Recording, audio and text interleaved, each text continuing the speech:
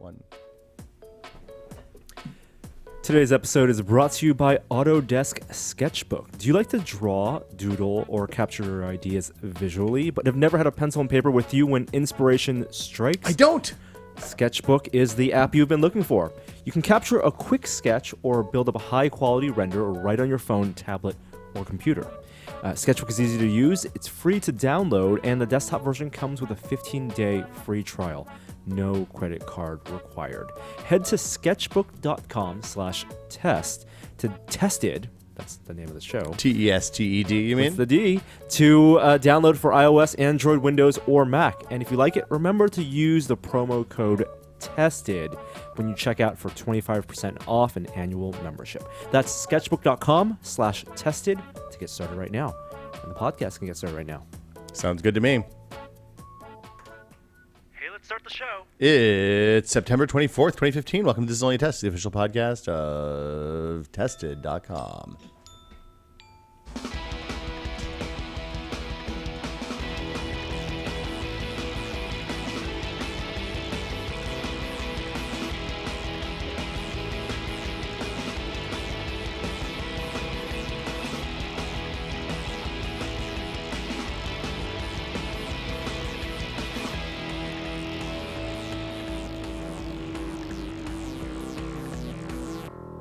I'm Will Smith.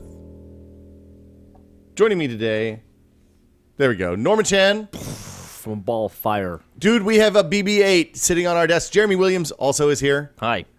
You're not the toy astromech droid. Sorry. I got pretty excited there for a minute. He's in a clear shell, but we'll talk about that in a while. How's everybody doing this week? What's going on? What's the haps? There are two big things happening this week. Two haps. Two things. If you were. Okay. Maybe only one thing. I don't know. Okay, if I were to guess which of the two things happening this week you were to care about, I know you care about both. I had sushi twice this week. That was pretty exciting. Wow. I know. That's risky. That's Ari Gold risky. Jeremy Piven risky. My mercury levels are dangerously high, but I'm also full of protein and rice. So, things are good.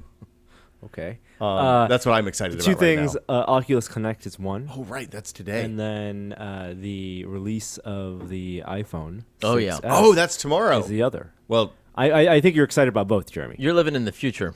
Well, yeah, yes. it's Thursday, guys. Clearly, it's Thursday. Because Norm and I aren't in L.A. right now, and you're not already in line for an iPhone 6S Plus. I'm not in line. It's being shipped to me. I got the tracking number already. Oh, wow. And it's I'm en route? Yeah. I'm excited about it. It looks like a good phone. Why not? But I'm more excited about Oculus Connect and excited to see what you guys hear. So let's just go through the iPhone 6S and 6S Plus. It's a really unwieldy name, isn't it? It really is. Especially the Plus. It's a litmus test. If you look at the 6S, do you read it as success or success? Right. Wow. That is a Wow. half full, half empty. That's right. Wow. Conundrum. It's like Donald Glover. So the reviews hit? Yeah. Guess what? The people that Apple gives the phones to before they give them to everybody else probably like them. You think that Apple chooses those people? You don't say. Apple, of course, chooses Yeah. people, but there are things that some people like that some of those people are more critical than others. So we'll put it that way. That's the interesting thing about early Apple product reviews is looking at the things that people choose to criticize or really laud. Either way, I think are interesting. And it seems like people liked Force Touch on the phone a lot more than I expected them to. The other big thing that people seem to be into is 4K video, even though presumably most of them don't have a way to actually watch 4K video. Right.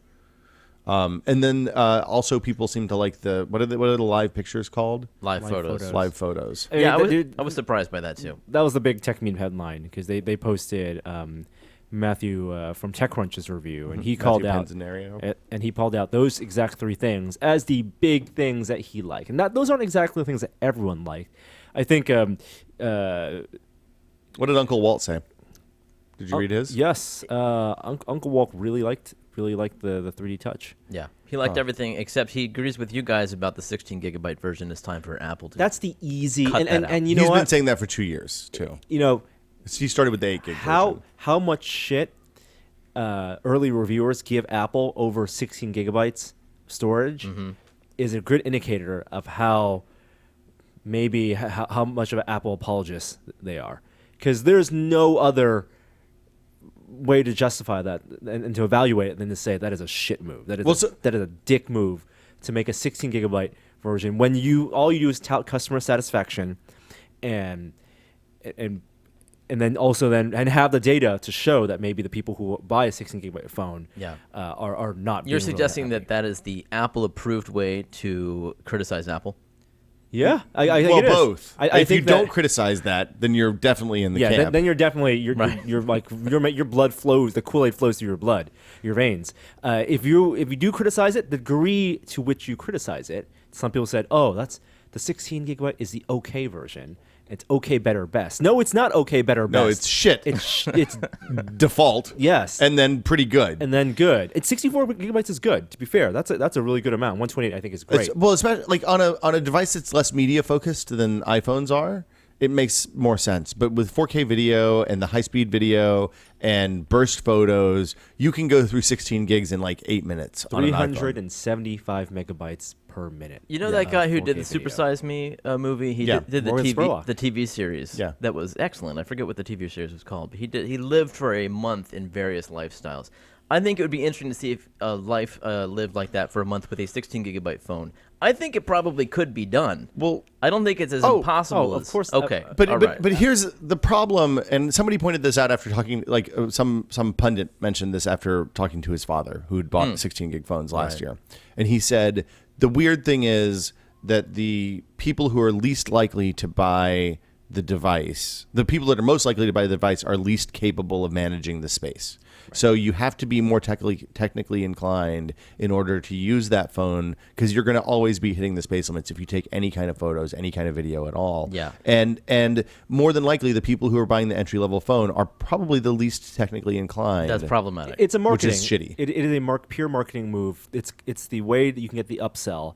But then, It's also- Goldilocks marketing. And also saying that the phone is quote unquote $200 when that type of $200 on contract plan is going away anyway. You can't even go to the Apple Store and put $200 down and extend a contract $300 down for the Plus. Well, yeah, and or $300 down for the Plus and extend for 2 years. The plans are going away, and all the major networks in the U.S. are moving toward the like the Apple pay as you go, not necessarily leasing, but the spread out over it's 24 installment months plans, installment plans. Yeah. And so in the installment plan model, the difference between $24 a month and $30 a month may be more palatable. And maybe less of a marketing skew. So maybe in the future, Apple will change that. But I mean, for this year, it's just shitty for a company whose motto has been just works to sell people something that is not going to work for the like. This is a device that most people use for 2 years. I bet that they have data that shows that nobody plugs them into computers anymore. They want to have people dumping photos to iCloud. That's a terrible solution for most people. Anyway. So so what's the other what's the other consensus on the reviews? I think one other consensus is we can talk about features, and obviously we haven't used the phone, so all the reviews do is kind of inform us of these are the things that we should be testing out to rather validate or share our experiences. When people say 4K video, which is great to know it's turned off by default, can actually be usable because you can pinch to zoom in the video with iOS 9. Is that compelling? Maybe. Live photos. Very surprised to see a few people say the live photos were one of their top 3 features. And I think what that is more of an indicator of is just the network effects that you get from being in the Apple ecosystem. You mean the fact that everybody else that you share those photos with gets the live photo access? Is that true? I don't know. I assume Yes, it is. even if you don't have an iPhone 6s, you can view live photos. Okay. If you have iOS 9. Yeah. Some interesting usability things, and we learn more about how the live photo system works. It is not just stacked images like the burst mode. If you shoot burst mode, you won't shoot a live photo. It is a single 12 megapixel photo on top of a move file, which plays at 15 FPS. With 1.5 seconds With before. 1.5 seconds before and after. But for people who don't know that's happening and you're taking the photo, a lot of people take their photo and then move the phone away from your face or drop it down. It's going to capture that until the iOS 9.1 update. When in which use case, they accelerometer. will use accelerometer to know any sudden movements after the photo is taken. They just won't append that to your live photo. interesting. I mean, the live photo, as somebody who's frequently taking pictures of small children, The idea that you can get that space on either side that you normally miss. The one thing that I didn't see in the reviews that I read was anything about what you can do with those live photos. Can you pull the frames out earlier and make a full high res 12 megapixel image of them? No. No. Yeah. The live photo is just a 720p move file stacked with a 12 megapixel JPEG, which you will be able to view on the Mac ecosystem, other iOS devices, whether they're newest generation or not. So it's like and Harry on the Potter Mac. photos. It is, and that type of idea, no surprise, it's not new. There are versions of like that type of dynamic image. Samsung, HTC have done it, but the real advantage, and I think what gets people excited, is because when Apple does it, and this is to address the Apple haters, the network effects of Apple can make gimmicky ideas culturally relevant. Mm-hmm. And if for better or worse, that is how they've been doing feature creep on iOS for the longest time. You release a phone that's easy to use, get mass market penetration, and then you can then put features in that maybe like squirting on the Zoom didn't work because they put too much stock in a novel idea without getting a big user base. Well, Right. I mean, Chicken and egg. Yeah. it's like squirting on the Zune, if they had an established user base and then rolled that feature out, would have totally worked. When they made that, hey, this is the reason you need this MP3 player that 5 other people have, you're boned. It's not never going to take off. This is for better or worse.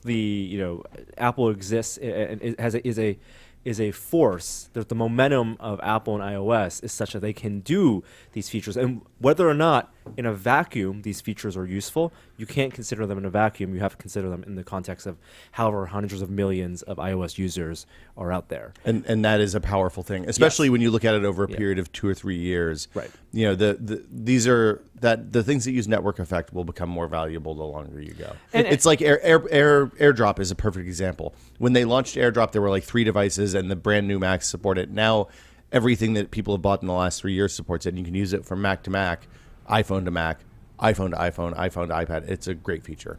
Yeah, and I think it's not to say that you can't launch novel, interesting features without having a big user base. Vine, Periscope, all these things are now part of how people use media, and did that novelly. But now Apple can release live photos, and maybe it will be a competitor to Vine. Maybe. But maybe you can pump those live. If you can pump those live photos into Vine, that's super compelling. Right, and it is on Twitter and Facebook's. It is on them to realize, maybe people like using these live photos, and it's an install base in the tens or hundreds of millions now. Maybe they should incorporate a way to share those on their networks, which is how Apple propagates its features.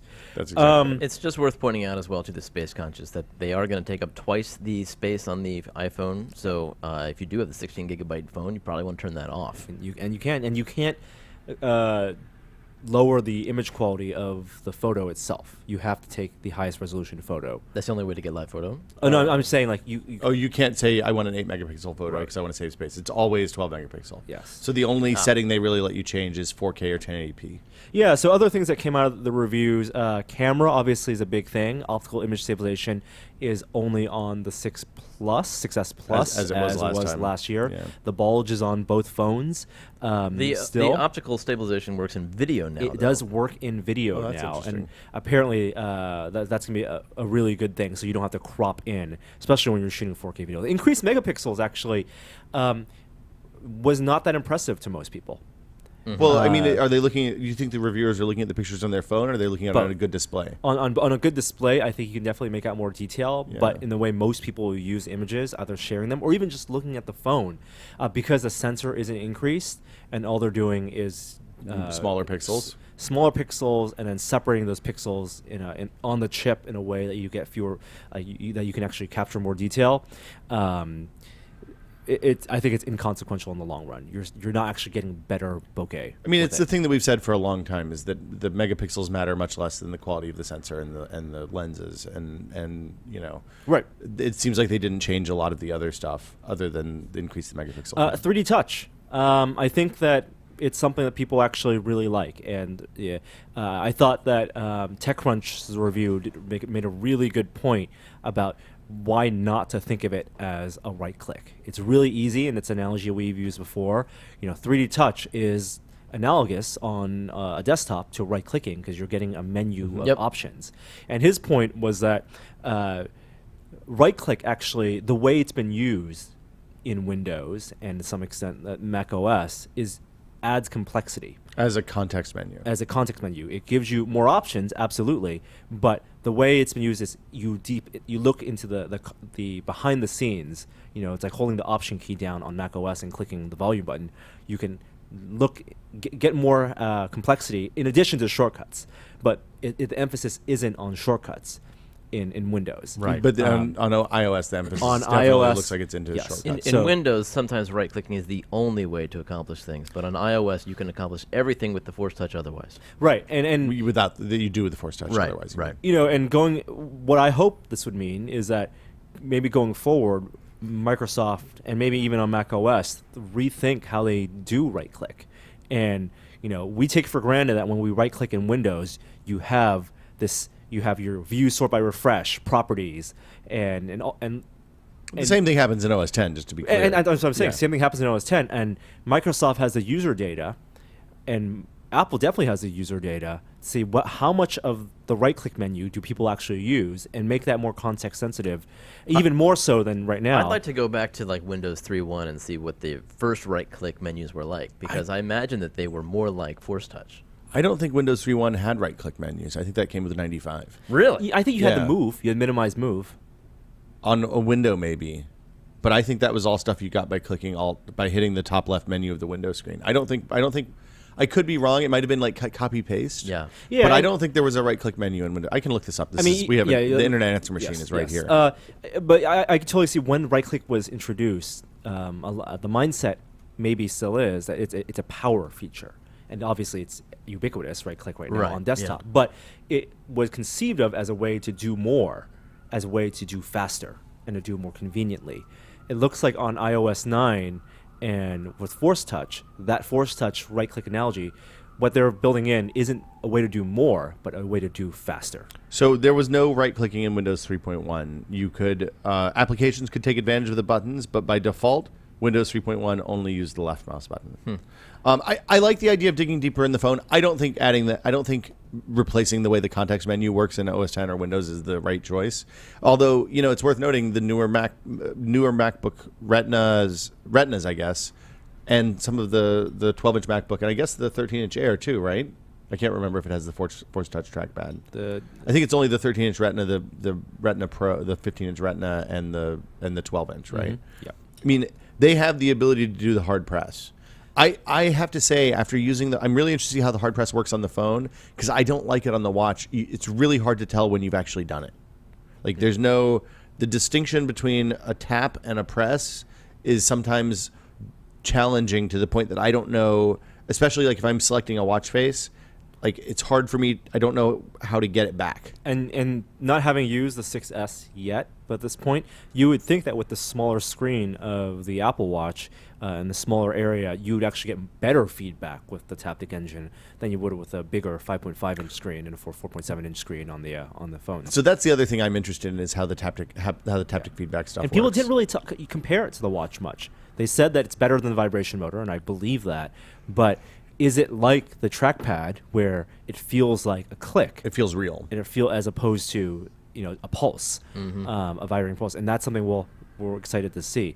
Other things, people said Touch ID stupid fast now. I mean, it's really good on the 6 and the 6 Plus. So I'm And- excited to see what that means. Yeah, they're saying that it's not only stupid fast, but it's so fast to a point where if you normally use your home button as a way to look at your lock screen because you just want to see the time, You won't see it. you won't even get a chance to glance. See, that's not great. And also, there's Well, I mean, it just changes the way your user behavior. You're holding it wrong. but yeah, use the top button. Use the home No, button. don't hold it that way, is the quote. Sorry. So the other thing that is weird about this is if you double tap the home button, you get the Apple Pay menu now. As And opposed to Siri? Well, no, it's press and hold to get Siri, Oh, right, okay. or double tap to get the quick access to the Apple Pay. And if And tapping the home button 2 times quick launches the Touch ID thing, that feature essentially doesn't exist on the Plus models, which is weird. And I can't believe I'm saying this, but I actually, since I upgraded to 9, I'm using Apple Pay because I can do the double tap and it just pops up and I don't have to dig to my Apple Crap folder to get The only reason to wallet do out. that is to choose which credit card you want to use. Is that right? I think that's it. Because otherwise, you don't have to tap anything. You can just also hold get the phone up. You can also get loyalty cards that way, though, Oh, which okay. don't work if you just hold them up. And I think this is a really indicative difference between Apple, iOS, and Android is that I don't think we'll ever see an option to delay Touch ID, to say, activate Touch ID if you hold for 1 second because I want to see what's on the lock Yeah. screen. Apple just wants it to be immediate and wants the same experience across all users. It's a complicated interface. You also got to double press to launch the the either multitasking or the volume controls, right? No, you slide up to the bottom. You get the slide volume up for controls. volume controls. That's Slide from the bottom, slide in from the side on Right. iPad for multitasking, and double tap on the side, or hold hard on the side for multitasking now Right. as well. It's getting a little esoteric. Like we've moved from a really simple. It's interesting because the Windows 3.1 analogy is pretty apt here. You've moved from something that's really simple and straightforward, and you just have to worry about clicking one button and moving windows around, to something that has multiple ways of interacting. One button that has 5 functions attached to it, but whether you press and hold, you just double tap it without pushing it, you do a long press, what was the other one we said? I mean, think about it. The home button, one press with your finger rested on it unlocks the phone or takes you back to the home screen. A double tap without pressing the button slides it down for the stupid half screen, can't reach the top of the screen with my Right. finger on the bottom If you're mode. not at the lock screen. If you're not on the I think it even works if you're on the lock screen, actually. Isn't that what brings up the Apple Pay? No, tap. Press? You have to press the button twice to bring up Apple Pay. You tap it twice to make the thing slide down. You just rest your finger on it to unlock the phone. You press and hold to activate Siri. I mean, it's kind of ridiculous. So I don't know. We'll see. And you can also do it 3 times if you want to put on guided access mode or something like that. If you want to lock your kid out of your iPad. So anyway, I mean, we're gonna have the phone on Friday. we're gonna have the phone. I mean, we're again, the reviews don't tell us whether to buy the phone or not. The reviews just tell us what people who've been using it for a week and a half with things that they're noticing, How they feel about the new features. and then it just gives us a heading to test those features a little more in depth. One big overview, if you're taking a step back, if you look at John Gruber's review, for example, the big point he made is what the S feature, what the S year should be notable for. And, if you look at the trend of 3, 4, 5, and now 6, it was the 3GS was speed and camera. processor and camera. You could do video all of a sudden. I think you couldn't do that before, maybe. 4S was Siri. 5S was Touch ID. Yep, and 6S is a bunch of stuff. Well, 5S has 64-bit processor, but his argument, yeah, I guess so. His argument is that don't discount the S years, and people focus too much on the physical change and take for granted that the physical change, the new shape of the phone on the even years, on the 3, 4, 5, 6 years, are easy to just move over to the S years. And because they're actually engineering changes to the model, the phone is heavier, it's a little thicker, and it's a new material. So it's not like they're using the exact same bodies. It's a new manufacturing process on the S years, but the engineering is the big deal on the S years. I mean, the interesting thing about all of this is that the S year, normal year distinction might fade away as people move to the pay-as-you-go thing, right? I mean, you mean Apple's plan of upgrading every year? Yeah, Apple's plan of upgrading every year. It seems like they made a big effort to make the S year kind of sexier than it normally is by adding 2 or 3 or maybe even 4 big new features, depending on whether you count camera and taptic and force touch and what was the other one? Live photos. Live photos, faster touch ID. Faster. That's like 5 things. Some of those are bigger than others. It goes back to what I was saying, that I think Apple really wanted to make this S year, the biggest S year ever. I mean, their big tagline, the only thing that's changed is everything. I also think it's harder for them to keep up with the sales that they're getting from the major years. From last year's sales were beat every other year, as they always do. Yeah. But that's getting harder and harder. And they have to use new markets to do that. Right. And as you said last week, the the growth rate of the major years of the like the when the entire phone changes is always a bigger sales shift than the S years. Right. And so I'm saying is the takeaway from some of these reviews, and like John Gruber's review, is that that's a bad trend for the user perspective. And I know there are people in two camps. Like some people like upgrading. If you are someone who upgrades every 2 years on Apple phones, some people only like upgrading on the design changes, and some people only like upgrading on the S years because they think it's the refinement. But I think that the reviews now make a really good point that the S year is the better year to upgrade. I look, you're getting the reviews from the people who are the biggest fans among the professional reviewers.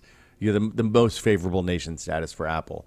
The point is, if you're worried about looking like you have the cool new phone, you upgrade on the model year, right? Because then they all look the same. Yeah. I'm not saying that. I'm not encouraging this. I know. I'm just saying if you're 15 years old and you want to have the new one and you've had a 5S for the last year, then you look like you have the old phone. If you're concerned about that stuff, you're going to upgrade on the model on the physical change. Stop worrying about image out there. Talking to generally those good out advice. there. Don't worry about having the phone that looks the newest. Get the phone that is going to be best for you and maybe have the best features. I kind of wish they made a small one. I think next year. You think so? Although it could be a 5C. Zoolander 2 is coming out next year, right? You'll be able to have the tiny iPhone tie-in. The phone for ants. What is this, a phone for ants? WatchOS 2 is out. Yeah. A couple days late. Haven't had any. I don't think I have any native applications yet that I can tell. It essentially seems no different, except for maybe it crashes more and there's 2 new watch faces. The notifications seem a little bit more reliable to me. I don't know. I'm getting some strange over-accentuations of my fitness goals. It says that I doubled my goal yesterday. I don't know if I even walked around the block. So there's something going on with the fitness. Were you? Did you do something with that hand that was vigorous, No. Jeremy? No. Okay. No, wait. I did. I broke down about 100 boxes. There you go. Maybe that was it. I didn't burn any calories doing it. I've noticed it is less aggressive with the stand stuff now. Yeah. So it may be that I'm a little bit more active right now. I like OS2. And this is the first time I've ever seen Apple release 2 major versions of an OS in the same calendar year. No, they did that with the iPad, the 3/4 year. Is that right? Didn't they? I mean, I know that they released 2 iPads in the same year, but I didn't know they released a different iOS. Yeah, you're right. They did release 2 versions of the OS the year that the iPad came out, because they launched the iPad OS with launch, and then they launched the one that actually worked with the iPad well in the fall. No. Well, I like OS2, the WatchOS 2. I think it's what they obviously should have launched when they launched the phone. They probably wanted to. Pretty clearly they all, shipped that early. It's all very refined now, and I quite like it. The iPad Mini 4s came out. Do you have any third-party complications? No, I don't. No, actually, I don't. No. I have an American one, like American Airlines one, but Really? that seems really low value to me. You fly that often? No, not on American. Huh. Not if I can help it. Did you get your iPad Mini 4? Yeah. How is it? It's great. It's thinner. It's considerably thinner. It has the Than the 3? Oh, you had the 2. You had the first Retina. No, it's thinner than the last 2. The last 2 were pretty Oh, similar. I didn't realize. there was a physical change. Yeah, I thought it was just the Well, processor. it has the laminated screen now, just like the iPad Mini 2. So how thick is iPad it Air compared to? Do you have it with you? No.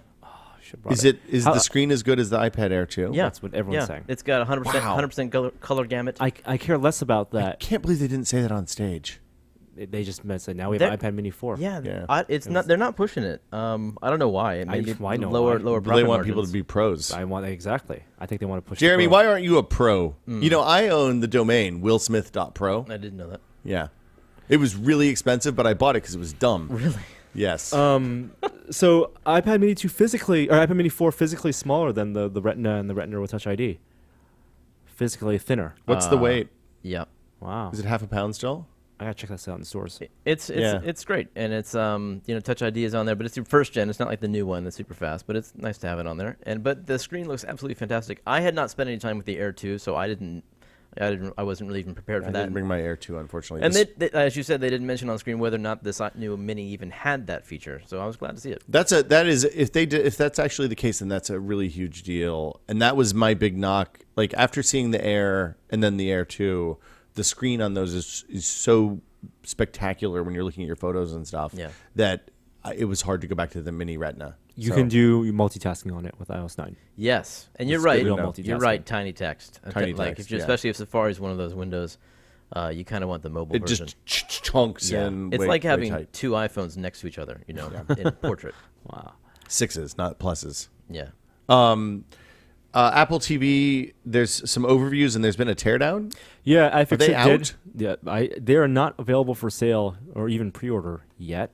So I assume these are just early review units. Well, no, they are available to devs. So you could just you could register to get a dev kit. Oh, right. But they only accepted you. They were a limited number, and you were only even considered if you had an app in the App Store. Right. So basically, people who are taking apart their dev kit are going to be blacklisted forever. There was a guy that was selling a couple of dev kits on eBay, I saw. Yeah. I registered. Of course, they didn't accept me. You don't have an app in the App Store, do I you? know, but I figured I'd give it a shot. But iFixit got a hold of one, right? iFixit did. They tore down, your A8 chip, 2 gigs of RAM. By the way, the phones now have 2 gigs of RAM. That's good. And there's a massive heatsink, which is what we expect. We speculated. Yeah. So still passively cooled. Passively cooled, but the heatsink is much bigger, which means I think they can ramp up the clock speeds on the A8 much higher than you would on the phone.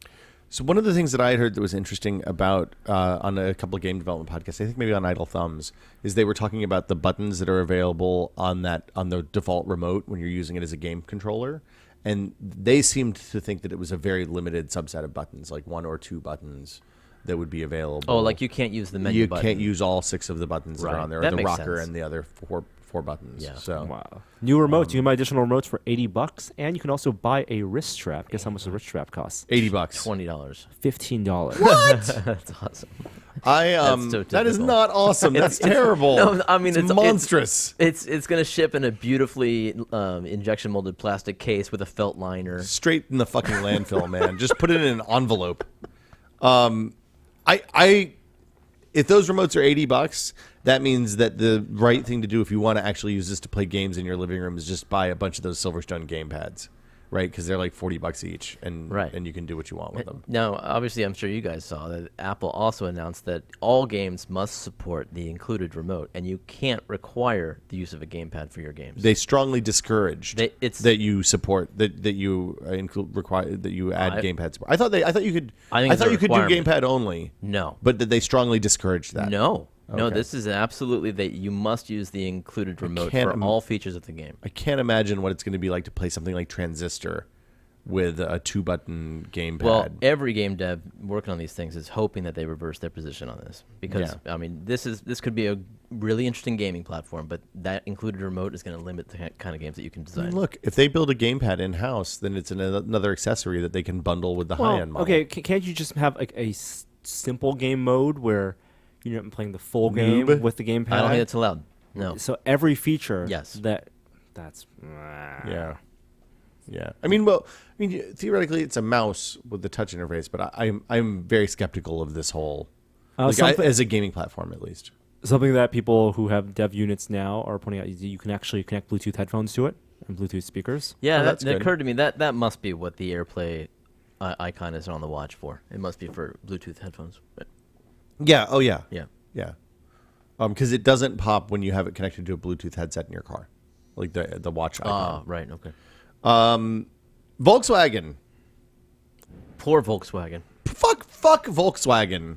Poor Volkswagen, my Or ass. Volkswagen employees. Look, Okay, and yes. the That is a dealers massive and- company that has been screwed by some people at the top. Yes. Oh, absolutely. Okay. I feel for the workers. That's what I was saying. When we're talking about a corporate entity, a faceless multinational corporation called Volkswagen, All right. who cheated on their emissions tests with all 11 million diesel cars that they sold over the last several years. Yeah. I don't feel too bad for Volkswagen, or frankly, I mean, if I was the shareholders, I would be fucking pissed. Yeah. Right? It dropped 20%. Right. The day the news hit. The EPA, they are in line for a potential $18 billion in fines because they were caught gaming, and there's actually a term in the auto industry for this, but they were basically setting the engine to perform in one way when they were doing emissions tests on it, and then another way all the rest of the time. Yeah. That is like 12 times or something the amount of emissions you're allowed to put out for a diesel And car. gave better performance. And they've been selling these. My parents bought a diesel Jetta because they wanted something that was clean, got good gas mileage, and inexpensive to drive back and forth from their farm in the country that's 40 fucking miles from anywhere. So fuck the people who did this. It is terrible. Totally. I am really, really interested. I mean, you know what Volkswagen's strategy is going to be. They're going to try to hold off until the next elections in the hopes that Trump or Bush or somebody that's going to detooth the EPA gets elected. And then they'll settle for a fraction of the total $18 billion cost.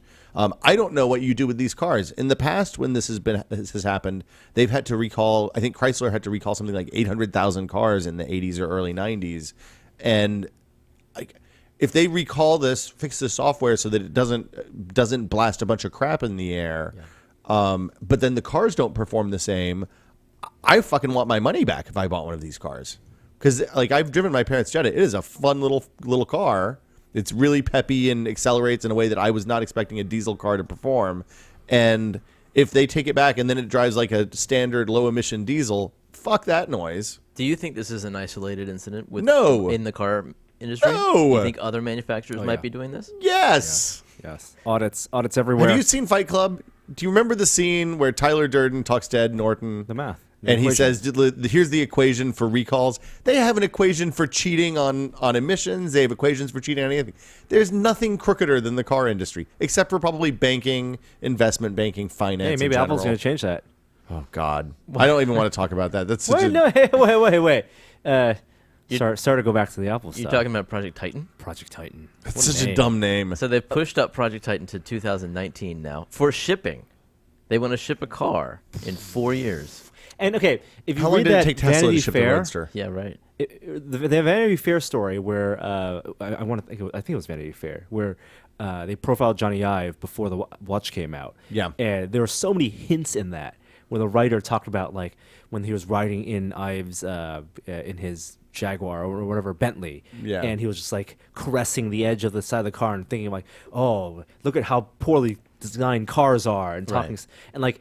Just kind of telegraphing that's where his head's at. And obviously, Apple wants to let Johnny Ive do whatever he wants. And if Johnny Ive and his designer friends that they've now hired want to work on cars, they'll give him a 600-person team. Hey, I've said I want an Apple car since the iPad came out. That's something I'm sure that they've been thinking about for a while. So obviously, you could put some wheels on the iPad Pro and you're halfway there. Yeah, we're in like asshole speculation territory now. But if we're talking about 2019, their biggest competitor is the Tesla Model 3, the $35,000. The tweet that Elon Musk sent out this week, Tesla Model 3, 2000, what did he say, 17 or 18? I want to say he said 2017, $35,000. That's and it's sedan. Hold on, say it again. Too. Tesla Model 3, which is their next sedan, the car. 2019 car, 2018 car. I don't think it's 2019. They haven't put a date on it yet. Elon Musk tweeted. Oh, really? A year. So basically, they're saying when they get the battery factory online, they're going to start. He said, He said that you need that battery. Yeah, the Gigafactory. You need the Gigafactory. He said 2 years, 35. It'll be $35,000. Pre-orders start I want to say in 2 years. So even if you're talking about 2019 for Apple, their biggest they're competitor, in the right time. They are kinda. It depends on whether they launch as. I mean, here's the thing: the reason Tesla launched the way it did, first with the Roadster, then with a high-end luxury sedan, then with a high-end luxury SUV, and only then coming in with a mass-market car, is so that they could ramp their entire process.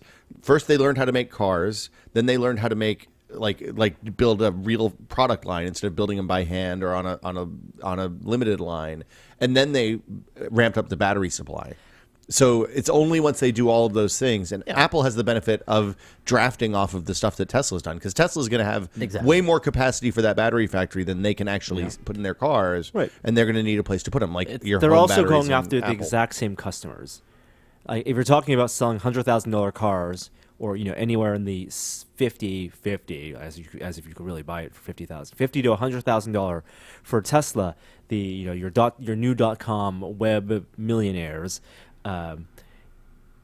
Apple, if Apple were to make a car, I don't think they would sell a product for under $50,000. I think their base model it would be 50. Well, here's the question: is Apple going to make cars to disrupt high-end luxury gas cars? Because that's the market that presumably they're going after, right? They're going after just like with the watch. They want to go after the high end. They want to go after people who are currently buying Bentleys and buying Jaguars and buying $100,000 cars, because that's where their margin is going to be.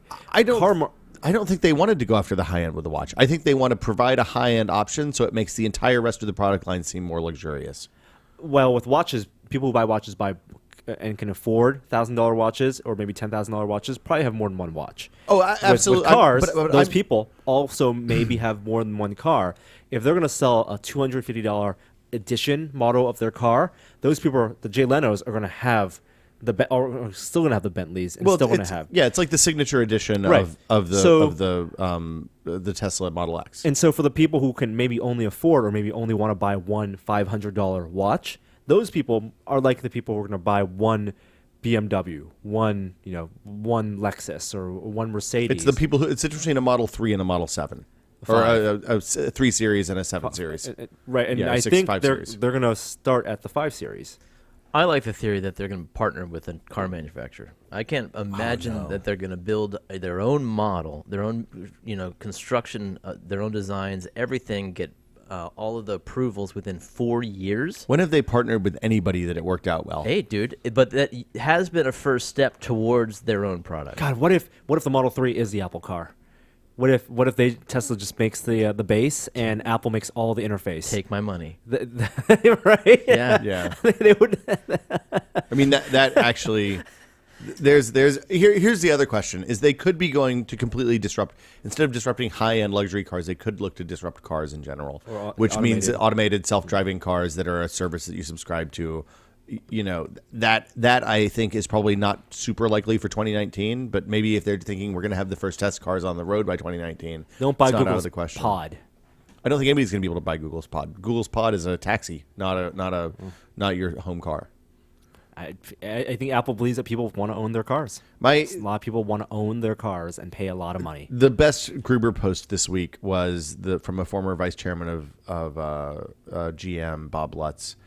He has a quote. He says that Apple car is a gigantic money pit, and Gruber says basically this is the auto industry version of PC guys are not going to just figure this out. They're not going to just walk in, which of course is the quote from Palm's Ed Colligan right before the iPhone came out. So there we go. Yeah. I think this Volkswagen thing is a complete shit show, and I'm super interested to see how much of the $18 billion in potential fines Volkswagen ends up paying. That's just for the U.S. Just for the U.S. The EU is going to eat them alive. Already class action lawsuit in Canada. Yeah. I mean, here's the thing. I hope for the people who bought these cars' sake that you end up being able to return this car and get a gas-powered one if you want, right? Who knows what else, how deep this goes, though. Could go all the way down, man. Chemtrails. I'm just saying. The White House described broadband as a core utility. This is a good news. Yeah, that does sound like good news, but I thought that they already sort of did that.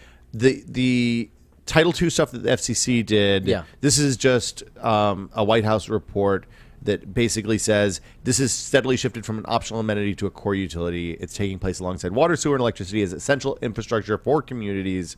And it was written by the Broadband Opportunity Council, which was created by Obama and is chaired by the heads of the Commerce and Agriculture departments. Basically, they said that nearly 51 million Americans still can't get wired broadband with download speeds of at least 25 megabits per second, which is a sixth to a fifth of the country, which is insane. It's based on 2013, but basically the upshot is we're going to spend more federal money to do things. An analog to the stuff that happened with electricity in the early part of the 20th century and with telephones 20 years after that. So it seems like that the Obama administration is taking a multifaceted approach, one going through the FCC and regulation to ensure that they can do common carrier stuff with Title II, and then the other to make sure that there's incentives for broadband providers to bring coverage to parts of the country that are otherwise underserved. So it's a good thing all around. Totally. Backblaze launched a cloud storage service. I use Backblaze. I'm a Crash Plan guy. Right. Yeah. But same difference. They have the cloud. They have a storage cloud. My data's already there. What is this new service? Basically, it's like Dropbox. You can save stuff there and then Oh. download it and save it across all your computers. Is it free? No, you have to pay for it, but it is priced aggressively, I would say.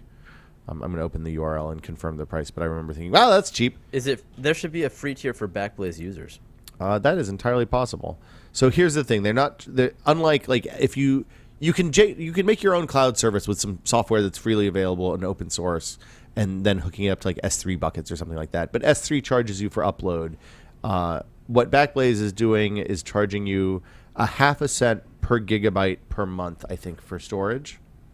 And so you're basically not locked into the weird per month plans that you may or may not like. If you upload a ton of stuff to Dropbox and then it just sits there and it doesn't come down, you don't move it across a bunch of computers. Dropbox's cost is essentially nothing at that point because they're running power to keep the computers running, but they're not having to add more capacity or anything like that to their servers, and you're just paying. That's just money in their pocket, which is great. Backblaze's whole thing is that you can put half a cent per gig per month for the storage, 5 cents per gig to download it. It's free to upload it. And it seems like they're setting it up. It seems like actually it's going to be more like S3 and Google's cloud stuff and Azure than your traditional Dropbox type thing. There is a free tier. It's a 10 gig storage, 1 gigabyte a day outbound traffic. Yeah. So, and you'll be able to access it through API and command line interface, but there will be a web interface for non-technical users. So Sweet. it's good. There's a beta you can sign up for if you want to try it out. Good local company. We need some more. I mean, almost all the tech companies are local companies. Well, these guys are like in San Mateo. They're like right down the street. They're good local kids done good. Right on. Jeb Bush says that if he's elected, he's going to get rid of network neutrality. That's a way to earn my support. Yeah, I'm not voting for you. Thanks. Probably that was pretty unlikely to begin with, but of the GOP candidates, he seemed like the least like a fascist. So we have that going for us. Okay. Yes. I know politics is really unappealing for Divisive. Divisive. Yes, Divisive is the absolutely. right word. By definition, modern politics, American politics. Donald Trump was on Late Show with Colbert last night. No way. Yes. And regardless of what you think about Donald Trump, I will admire. And I realize something about the way he talks. Do you know Randall Munroe of XKCD? Yes. He has a new book coming out. The What If book? I don't think it's a What If book. It's he did a comic last year, I want to say, called Moongoer or Spacegoer 5, Moongoer 5, where he explained the Saturn rocket in in an infographic. It's the 1,000 most commonly and used he words. used only the 1,000 most common English words to explain complex technical things. So he has this new book coming out, and there's like a pimp for XKCD as well, which is explaining complex concepts like the Curiosity rover, like Earth, on the like 70 different illustrations or whatever, but diagrams explaining using simple words, and it brings awareness of like, oh man, I didn't realize that this was like one of the most 100,000 in the 100,000 most common words, and some words that you need to use to explain complex concepts like a nuclear reactor. You can explain that. Yeah, it's a heat thing or heat machine or something. Yeah. So going back to the Donald Trump interview, listening to him speak, I think he only speaks in the 1,000 most common words, and that's why he has such broad appeal. Well, this is one of those things you learn when you go to J school. I didn't go to J school, but I've been told this, is that like when you write for a newspaper, you write to a 6th grade level because you write to the least common denominator in your audience. And the people who are buying newspapers, at least 20 years ago when I was in college, were most likely to have at least a 6th grade level of reading comprehension. And you have to bring everything down to that level. Which is what Randall Munroe does, except for he brings it down to like 2nd grade instead of 6th grade, probably. Right, and maybe that's what Donald Trump's doing. That's the Trump secret. Yes. What you said about Republicans is much worse than what I said about Republicans. No, I'm saying what Donald Trump thinks of his audience. I'm sure there are plenty of Republicans out there who are really smart and That's true. just have a different worldview. But this is perhaps a strategy that a politician is using, if you want to call Donald Trump a politician, to reach a wider base. I think you should start thinking of his future president is probably my recommendation. What I want someone, maybe we can do this. We can just like Thing Explainer is the name of the book. Thing Explainer is the name of the book. Take his transcripts of his speeches and run them through that classic Microsoft reading level test. Oh. Do you remember Microsoft Office in Word? No. You could analyze, when you check word count. Oh, right. It It told would you what tell grade. you the reading grade That's level. right. And it went 12 was the maximum. Someone should do that. Forgot about that. Yeah. Norm, do you know what it's time for? Did. Well, before we get to that, it's time for a brief word from our sponsors. This week's episode of This Is Only a Test is brought to you also by Softlayer. It's an IBM company, and they provide many cloud services. A cloud built for power. Do you know what that means, Norm? I actually don't. Let me know what that means. Okay, so what that means is that you have a worldwide network of data centers and servers, both virtual and bare metal, that you can connect to each other, either publicly, privately, however you want, across private internal networks, public external networks. You can get your data flowing up, down, left, right, anywhere you need it, on demand, with APIs, using the same APIs and the same service for everything. On a global network. You get public servers, virtual servers, private dedicated servers for your computational needs. Why do you need that stuff? So you can scale your workloads up and down as needed. That's right. Even if you're not looking for infrastructure, you can also benefit from Softlayer when you use the platform and services for IBM Cloud, which some people may not even know they're using right now. I love clouds, man. Well, if you want to buy a cloud yourself, all the listeners out there of This Only a Test have the opportunity to get $500 off cloud infrastructure by visiting softlayer.com/podcast. You can use that $500 to buy bare metal servers, virtual servers. What's better than virtual servers? Bare metal servers. Networking, security services, Storage. and your choice from 24 data centers from around the world. 24. That's one in every time zone. That's one of my favorite TV shows also. Oh, it's so good. Go to softlayer.com/podcast. You get $500 that you can use for all this stuff on your first month. And you get a cloud built for power from Softlayer, which is an IBM company. That's right. Softlayer.com/podcast and Will the fine print. Offer valid for new customers only for up to $500 off the first order for the first billing cycle of servers and services with any of Softlayer's data centers around the world. Only valid on monthly servers and services. For more information on this offer, please visit softlayer.com/podcast.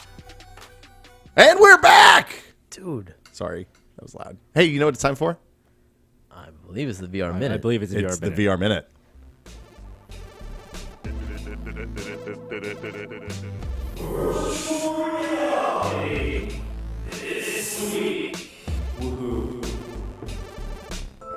You know what we did last week, Norm, in virtual reality? Yeah, we talked about painting. We did a stage presentation where we explained what virtual reality is and why presence is exciting and all of that stuff to a bunch of kind of drunk people, not really drunk yet. Attempted to explain. I felt like it's a hard thing to do, right? Because you sound like a crazy person. Have you seen PlayStation's new ad for PlayStation VR? No. They do a great job. Really? Of portraying We should VR. just play that video. Yeah, we should have just done that. That would have been a lot easier. And I think that we didn't really talk about that when they announced Morpheus way back when, but like that's a great thing having Sony in the VR space because they are going to be able to promote it in a way that no one else can. When you talk about your company with your $1 billion ad budget, Yeah. there's Sony, Yeah. Well, Sony's also known for really weird ad campaigns. The thing with the stuff sticking out of the back of your head. Like Greatness Awaits, probably their most accessible campaign that they did for PS4. But they've done some like really conceptual ones. What was the Sony play on period? Was that one? There was one that was just something. Oh, make.believe. That's Sony. Yeah, Sony's. Yeah, Sony. Yeah. That's consumer products though. Okay. Make believe. Make Dot. believe. I think it's brilliant. Really? Yeah, make believe as a phrase, and then also make and believe as two separate entities. You know what I liked? I liked the one where they took the David Letterman bit about dropping the bouncy balls down the hill in San Francisco, and then they did that in really high speed for the TVs. Yeah, That's one of my that was favorite good. commercials of all That time. was really good. Pixels. Yeah. Yep. What's going on in the world of VR this week? Oculus Connect.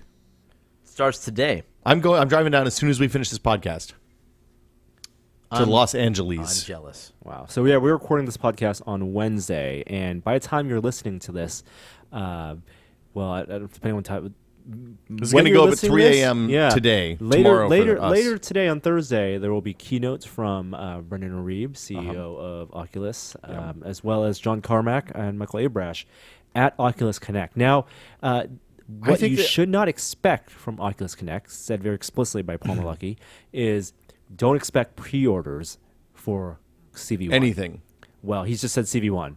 So this the internet speculation is dev kits for touch. I hope to God they have dev. As somebody who's making VR shit, you hope that they have dev kits for touch available for pre-order at Connect. My credit card is ready and waiting. So kill those F5, kill your F5 buttons. I'm just gonna go up and be like, "Hey Palmer, you got dev kits for touch yet?" And he's gonna be like, "No." Slip on a 20. Are you a journalist or a developer? Is what he's gonna ask me. Slip him a 20. Yeah, that'll work.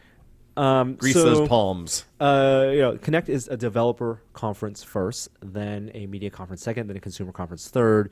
As media, we'll be there. We'll be chatting with at least Brendan, hopefully Nate, maybe not. See if we can corner him, and some developers. Palmer didn't say it was a media event second. He said it was an enthusiast event second. I'm sorry, enthusiast. I'm enthusiast. It's not a media event. Yeah, I know. No, I know.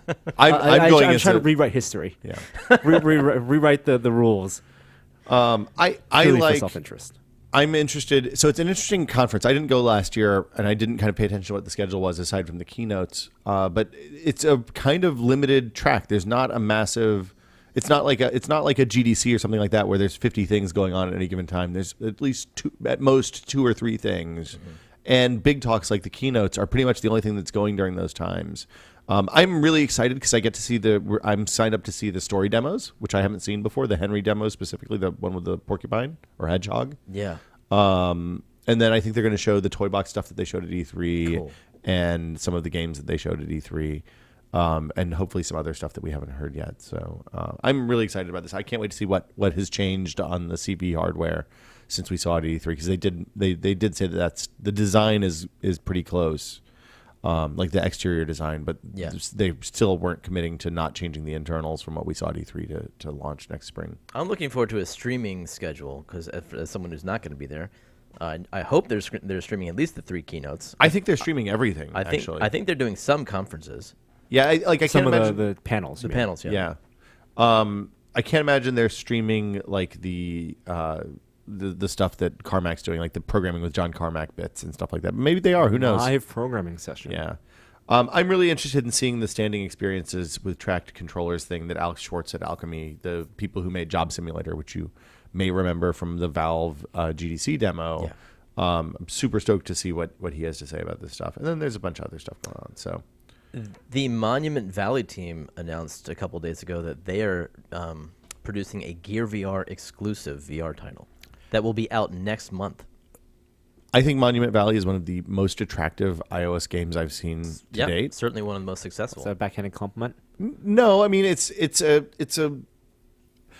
so that kind of forced perspective context game. I don't mean to get into game design stuff here. That kind of forced perspective game design puzzle game thing is a thing that was done on the PlayStation years ago with a game called Ectochrome. That was actually much more puzzly and much more gamey than Monument Valley. At least on the initial levels that they released, the ones that came later added more kind of puzzle elements and stuff like that. Yeah. But I thought it was just more like a kind of kid's busy box. You just kept turning the knobs until something happened. Did it convince a president of the United States to change his political direction? Wait, what? That's true. Right? That's true. A fictional president of the United States. A president of the United States, not the. I don't understand what's going on. Do you watch House of Cards? No. Yeah. Oh. Monument Valley is a crucial component in season 3. Is Kevin Spacey the Black Crow looking guy, or is he? He's a gamer throughout the whole series. Yeah, I know. He's also a casual gamer as president. I think all gamers. I think all people who play. If you write a fantastic review of an indie game, you too could be tapped by the president of the United States. I wonder what happened to their sales after that episode when he was playing it. God, really? It must have been. I heard the other day that if you missed them, they released some really good levels that were much puzzlier as part of that Red or the AIDS charity thing promotion earlier this year that the Apple Store did, the App Store did. And now you can download those levels if you didn't get them during the promotion because they were there for a while and then they were no longer available. Now you can get them again. I if you couldn't wanna even finish download the them. game. I got bored with it. But My point is made. but boy. the VR images that they've released look pretty cool. It's 3D, but like you're inside it. And I'm curious. I'm always curious to see what people are going to do with the Gear VR because it has no gamepad. Yeah. And so you're very limited to head movements and a button on the side of the headset. And if these guys have a pedigree, I'm curious to see what they do. And hopes and fears for Oculus Connect is maybe a Gear VR announcement with something with positional tracking. No, I don't think so. I think didn't Palmer even debunk that? I thought that was debunked last night. Let me look into that. Okay. So more fears. Here's the thing. There's no reason they can't use the front-facing camera on the phone to give an external positional reference for the Gear VR, right? For any phone-based headset. The only thing that limits them is that that's going to destroy their battery and make it get hotter even faster than it does already. So Palmer Luckey says 20 hours ago, in the spirit of killing overhype, not going to happen. Aww. Wah wah. Did you see that Nvidia, as somebody's getting ready to do a roadshow for a VR project?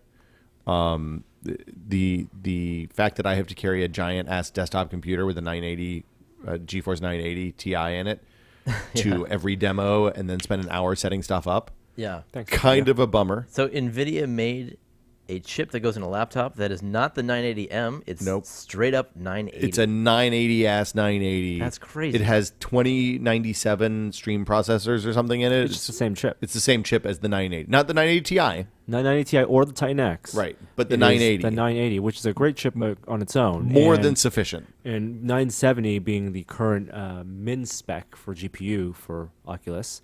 What this kind of means- cooling does this laptop have? Well, Water. there are models that now have that with this chip will require a water cooling adapter. No Yeah. way. You'll attach the back of the laptop, and it will actively cool that graphics chip. So I spent a fair amount of time a couple of weeks ago testing out a bunch of mobile gaming laptops to see if I could use them to show VR demos, and just fuck all worked. Yeah. Like it was grim. So this is super, super good news. Probably pretty expensive.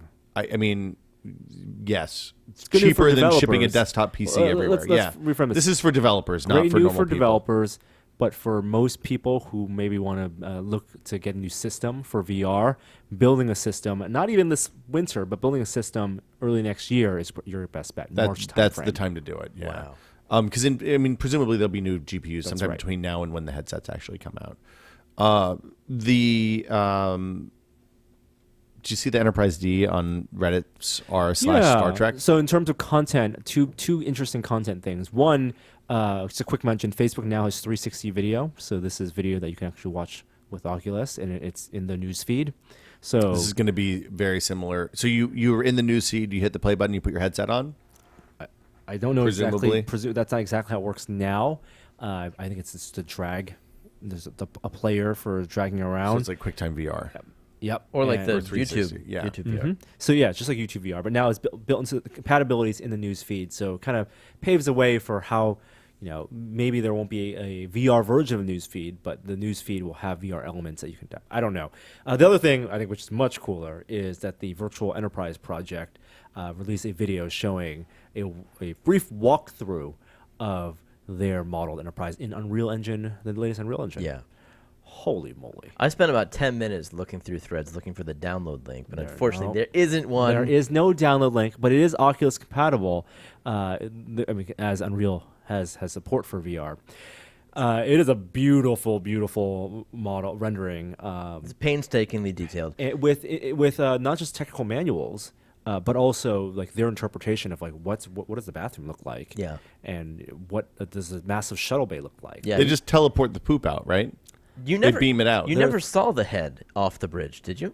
The head off the bridge. The Yeah, head is what you call a naval bathroom, Norm. Oh no, you never. But it was in the maps. Like one door on the. If you're looking toward the view screen on the left side is Picard's ready room. Right. Yeah. And then behind him is not up the ramp, so a turbo lift. Behind, right, direct opposite of the ready room door Right, is yeah. the bathroom door. So Picard So doesn't is have the a one- private bathroom. Is the ready room the Picard conference room? Share no, the conference room on the right side.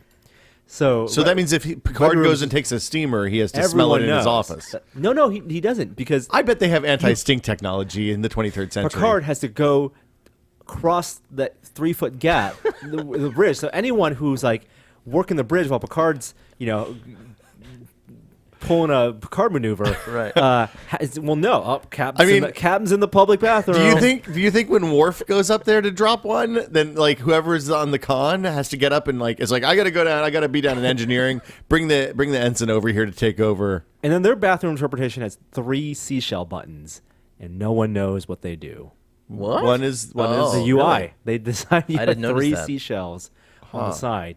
Didn't look like soap, but they look like could be flush or it's teleportation. an ultrasonic buttons. cleaner, right? I don't know. So this guy wants to design all 40 levels, 40 decks of the Enterprise. Wow. I'm not going to say how many. That's decks. his goal. Yeah. And he's done maybe 10 of 4, them. I think is Oh, what is he that said it? so far, yeah. Okay. They look pretty good. Yeah. I There are haven't 42 decks. What's nice is that he took like in the technical manual 10 forward, which is where Guinan resides. Whoopi Goldberg? Whoopi Goldberg, She the bar, of the awesome hats. the lounge. It's called 10 forward because it's on deck 10, and it's the forward most part of that deck, which is ostensibly in the front of the ship. Has the best view. It has the best view right in the front. But there could be 2 forwards, 3 forwards, 4 forwards. Like basically, on every deck you could have a lounge that's in wow. the front of the ship that just gets you that view. Well, because you have 1,500 people living on the ship, 1,000 people living on the ship. 50,000 people. So That's I mean, right. you need a lot of bars. People are gonna get Families. crunked. Yeah. Holodeck opportunities. If we don't have a lot of good outtakes out of this conversation, I'm gonna be really disappointed. Virtual Enterprise D. I remember loading up the Quake 1 Enterprise D map. Oh, no. And Wow. That was and sad. there was a phaser built in. You could actually teleport. You could open the shuttle bay doors. Shuttle bay was just like a large room with a non-movable model. But they had a transporter room. They had, of course, the bridge, some interactive panels. It was awesome. This guy doesn't have permission from Paramount. It's worth mentioning. So if you want to download this and look at it, you should probably do it as quickly as possible. Well, it's a YouTube video. Well, that's it. But it doesn't even have a video. Can't you download the Oculus environment? No, that's what I'm saying. It's just the YouTube There's video. no download. He's working towards that. I think he's trying to crowdfund it, isn't he? It seems like he's trying to get permission to do it right. I see. Which is the right response. Right. Okay. I went from Quake 1 map to there was also a piece of software that promised me to be able to tour the Enterprise D. Yeah, I bought that. And I believe it was the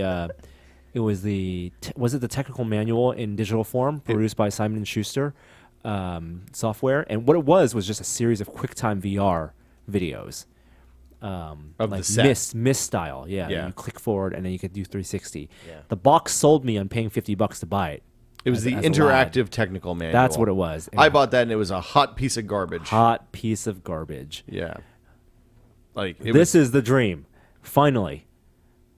if you were in Star Trek, would you be a human or would you go Klingon or something else? I mean, you might be more Vulcan than anything else, Norm. Honestly. Data's my hero. Okay. You should do a Data costume one year. Get that grease paint on. No. My son came in yesterday and said, "Hey, Dad, I went to the costume store. You could be Spock if you wanted." Because they have a Spock costume. Yeah. This is like he's just He's got it dialed. let me know. Yeah. He's gonna be the new bad guy from Star Wars. Spock? No. The bad guy. You know, the guy with the Zachary Quinto. No, dude. What? From Star Wars. Oh, your son. Yes. Oh. You know, the guy with the new lightsaber. Kylo Ren. The Yeah, cross Kylo Ren. lightsaber. Thank you. My speculation, my guess for Kylo Ren, and this is completely uninformed. Oh boy. I think he's gonna become a good guy by the end of the new trilogy. You think so? He's gonna have the redemptive journey. I think he's the one that must have the redemptive. Somebody has to be redeemed. Oculus Connect sessions are being shared online after Connect 2. Oh, So that's good. that's good. Yeah, so you can watch everything, catch up. I think that's it for the VR Minute. Anything else? Any other VR business? No, You guys want to have a Tokyo banana? I'm good. I had one yesterday. I don't know what that is. Jeremy, have you ever had a Tokyo banana? I see. No, I don't have. Not have. Would you like to try one? Yes. In the interest of everyone listening, There's nothing people on podcasts love more than somebody eating food on a podcast. Hook me up. That is a Tokyo banana. God, I was nervous. It's like a Twinkie. This looks delicious. It's pretty good. All right. This is like our a friend Steve Lynn. Japanese. Delectable. Yeah. The banana, the packaging gives the banana a pink bow. Yes. On top, and there's a tasty cream filling. It's a friendly banana. You like custard, right? Oh, I love custard. Maybe don't chew right into the microphone for the people at home. This is great. Well, we'll talk about what we've been testing, which is coming up in just a moment. Did you guys see that Marco Arment launched a ad blocker last week and then immediately felt bad about destroying millions of sites and revenue and making a bunch of money on that? Pulled the ad blocker and told people how to go to Apple and ask for a refund? I did see that. Yeah. And there was definitely something crappy about having Selling a crisis of conscience after you've raked in potentially hundreds of thousands of dollars. The estimates I saw were between 75 and 200,000 given his placement at the top of the App Store for 36 hours. Wasn't part of what made this interesting that Apple did give refunds? Eventually, And yes. that's the big conclusion of the story. So a lot of people say, oh, why don't you just donate to charity? And he didn't donate to charity. Well, presumably because he was working on the refund thing in the background and just couldn't say that. And the refund thing was arduous for one at a time. The 36,000 people that did it. So Apple then wholesale just refunded everyone, and so he gets no money, which he's fine with, and As it should everything be. is resolved. So the complaint when he pulled the app is that because of the way ad blockers work, and because he was working with Ghostery, in order to actually update, it had to continue hitting servers to know what was good and what was bad. So while it would continue working for a while, it wouldn't work for a long time. My big objection to this whole thing was that if this had been somebody other than Marco Arment, other than a really established, respected Apple developer, people would have been out for bloody murder. If I launched an application on iOS 9 launch day and then pulled it 2 days later after making a few $100,000 presumably, people would have accused me of making a horrible cash grab and being an awful person and all that. I don't know. That's pretty inside baseball. I don't know if most people know who this guy is. I mean, Most people did. the kind of people who complain about this stuff know who he is. Okay. I mean, of the 36,000 people, you got to assume a good number. At least, even if they didn't know who he was, they bought it because they saw it rising and Right. Once it hits the his top of the momentum. charts. Right, like his fame and his recognition helped give him the momentum to be at the top of the charts. And it might have been 16,000. I can't remember the exact number. So apologies. He did say how many people got the actual $3 refund through the old arduous way. I think the really interesting story here is that Apple is doing a blanket refund. They've done that a few times in the past in lower profile cases, but this is a good thing.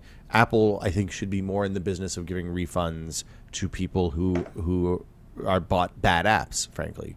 And that's where we end up with this, I think.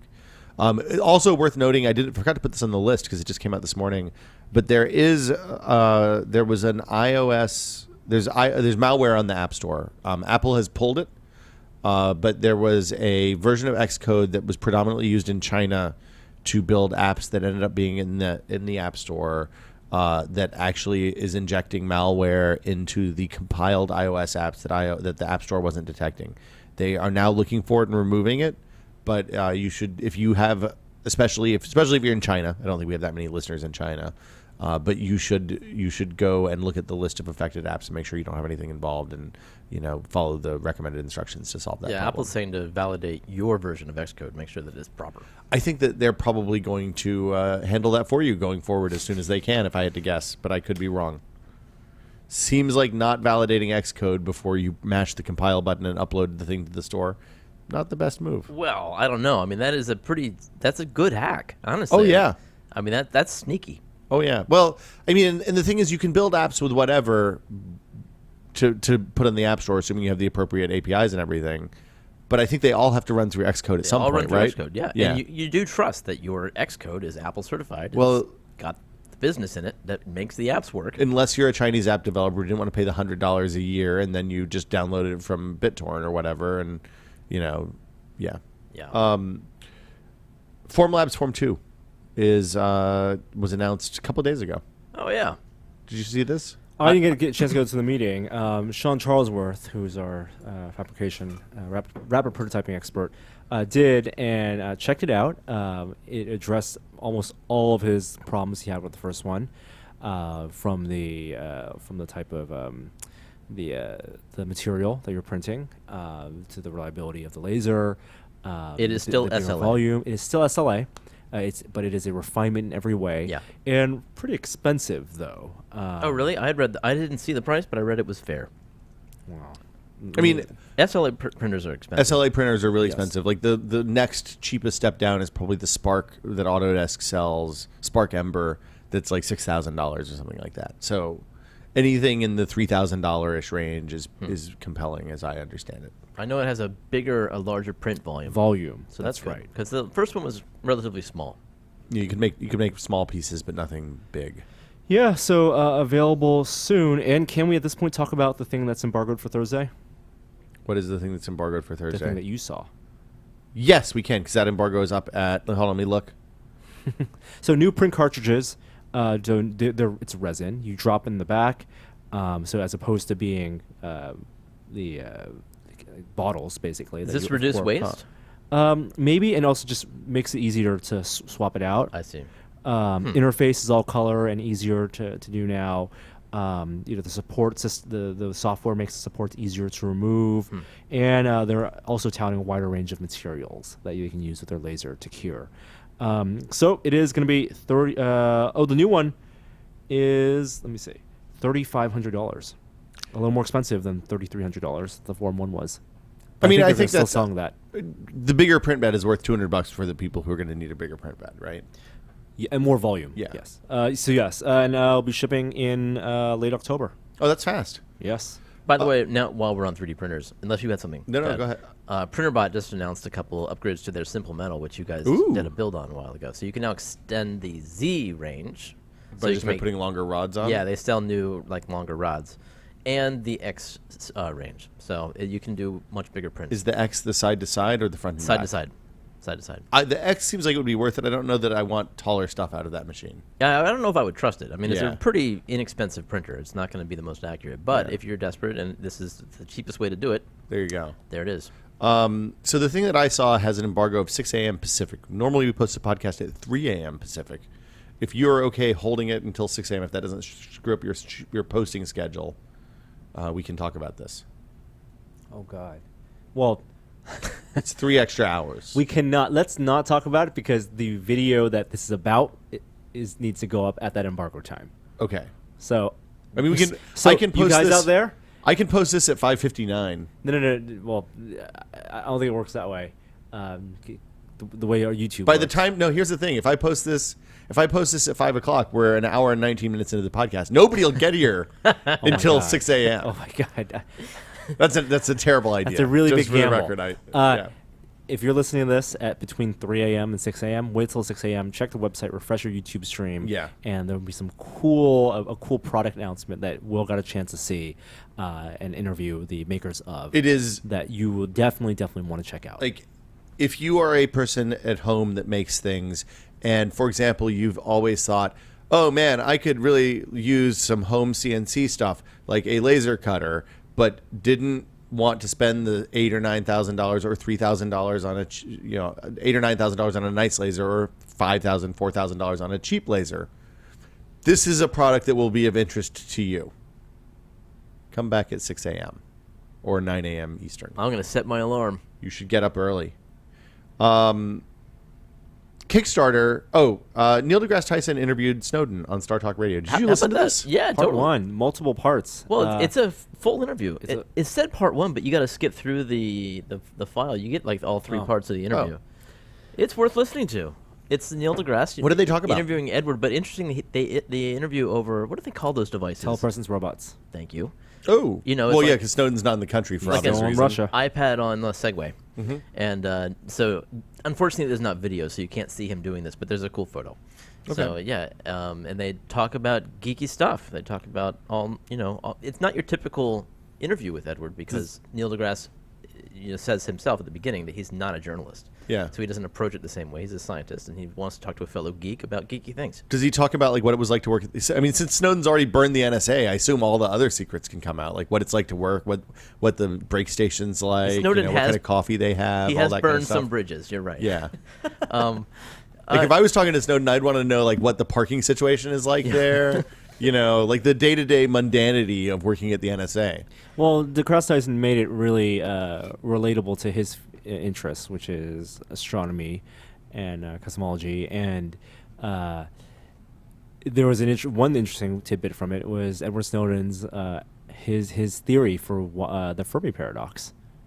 The Fermi paradox is the idea that why hasn't, if there's other life in the universe, statistically in an infinite universe, we should have seen some evidence of that. Well, this was all related to encryption, so that's how it started as a sort of geeky thing, and then it evolved into this even more geeky thing. Right, and so one possible explanation for the Fermi paradox is that the white noise that we see in space is actually just encrypted communications. Yes. That we can't decipher, and so we just don't have the technological capability. Because ideal true encryption is indistinguishable from noise, so you can't even tell where the packets begin and end. You can't see a header. It's all just fuzz, white noise. Yeah. And so that's an interesting theory, which is that SETI receiving nothing but just fuzz or nothing or whatever, the inner microwave radiation that we see in the outer space, there is actually something in there that is just indistinguishable. The best use of the prime directive. Oh. Encrypt your signals. Right. Yeah. Okay, we got a few more news hits. Kickstarter is changing from an LLC to a public benefit corporation. What that means, and I'm going to go ahead and read the language from the Ars Technica story. It says that the Brooklyn-based crowdfunding company specifically said that it will not use loopholes or other esoteric but legal tax management strategies to reduce its tax burden. It remains a for-profit company established under Delaware law, but will adhere to certain socially conscious principles. And it will be transparent in reporting the percentage of taxes it pays and explaining the many factors that affect its tax calculation. Ars speculates that this is a response to Etsy, which reorged under to be an unlimited liability corporation, which was a way to legally reduce the amount of taxes that Etsy pays. Many major tech companies, including Apple and Google, have done similar stuff. But the B Lab certification, which it did last year, is a designation that says it's going to use its business as a force for good to be the change that we seek in the world, which I think really aligns with what Kickstarter has done from the very beginning. So I think this is cool. I think it's really easy to be cynical about any big companies that do anything when it comes to everything, frankly, that big companies do, especially when it comes to organizing their money and what they owe people and how they're going to protect their rights. But I really think that these guys are on the right path here. They're going to give 2.5% of their gross profits at the end of the year to organizations fighting to end prejudice against people of color, women, LGBTQ individuals. And 2.5% go to music programs for children and young adults. That's awesome. That's fantastic. Yeah. It's really, I think, good on them. Great to I'm a fan. This is a company that could be going public and making bank and retiring for the rest of their lives. But they're not choosing to do that. I mean, the thing that's interesting, and we've over the years we've come into contact with lots of people who work at Kickstarter, and the thing that I love about what they do is that, like the thing that they see themselves doing is empowering people to make things that wouldn't exist otherwise, whether that's art or the kind of stuff that we talk about on the show all the time, or just something funny and goofy and random and esoteric, like a grilled cheese sandwich club where 30 people sign up and everybody gives $5 and somebody brings a grilled cheese sandwich to your house later that day. Like, it's all I'm a fan of what they do. Yes. I think Kickstarter's great.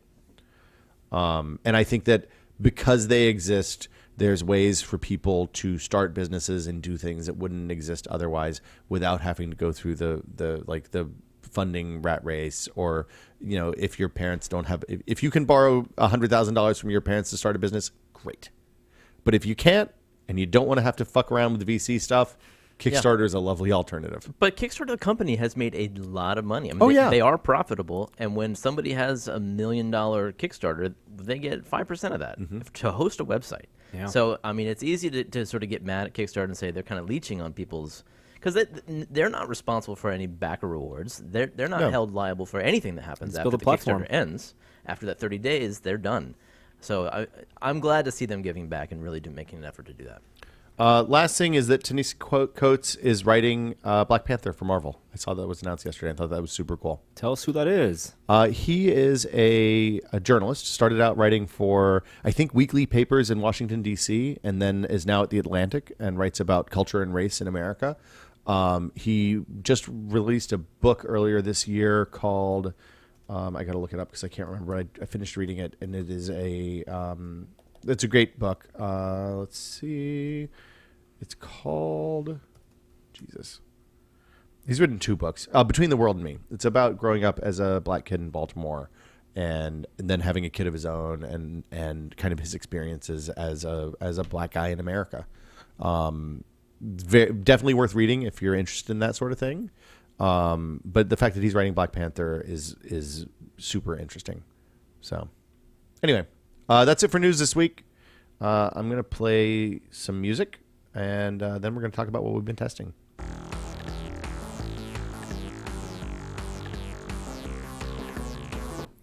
Norman Chan, Yes. you have the most interesting thing on the table today.